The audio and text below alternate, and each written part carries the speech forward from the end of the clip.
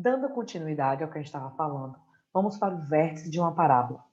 O vértice de uma parábola, ele na verdade é um ponto, é um par ordenado, portanto ele tem um valor de x e um valor de y, que a gente geralmente representa por x de v, y de v, x do vértice, y do vértice, tá? E eles dois são calculados através de fórmulas. Primeiro, x do vértice, que é menos b sobre 2a, e o y do vértice, que é o menos delta, o menos discriminante, sobre 2a. Então, quem é B, quem é A, quem é discriminante, tudo isso a gente já aprendeu na equação do segundo grau. B e A são coeficientes e discriminante tem uma formulazinha pronta.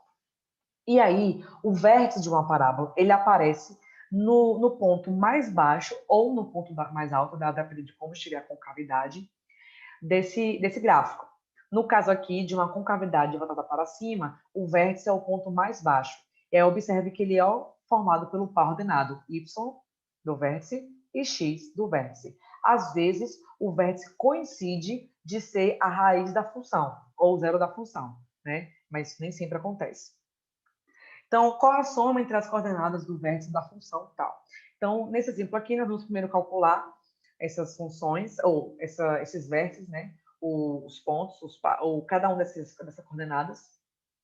Calculo o x do vértice. Observe que é só substituir mesmo o valor de b, o valor de a, e achar o valor de x. E a mesma coisa para o y.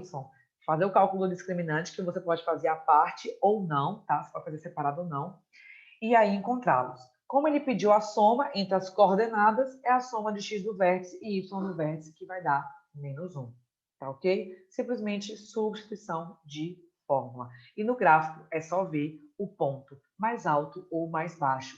No caso de uma concavidade para cima, o vértice é aquele que está no ponto mais baixo da parábola. Ou seja, é o menor valor, é o melhor par ordenado que a parábola pode ter. E na concavidade para baixo é o contrário, é a parte mais alta da parábola, né? Ou seja, é o maior valor de y do vértice que ele pode ter, tá certo? Bom, e aí o vértice então, nos indica valores máximos e mínimos. Como é que isso é aplicado em contexto de questões?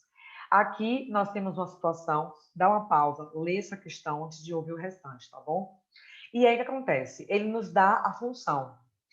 Nessa função, ele pede a altura máxima. Quem é que está representando a altura máxima? É o y. É ele que está determinando qual vai ser a altura do avião à medida que ele está passando. O x, provavelmente, aí é em relação ao tempo, à medida que ele vai fazendo. Então, já que ele quer a altura máxima, ele quer o y do vértice, porque lembra que o vértice dá o máximo ou o mínimo? Como ele quer a altura máxima, a gente vai ter aqui o y do vértice, tá certo? Então, aqui a gente não precisa calcular o x do vértice, por exemplo. Tá certo? Então, aqui ele vai atingir 900 metros no máximo. Mais do que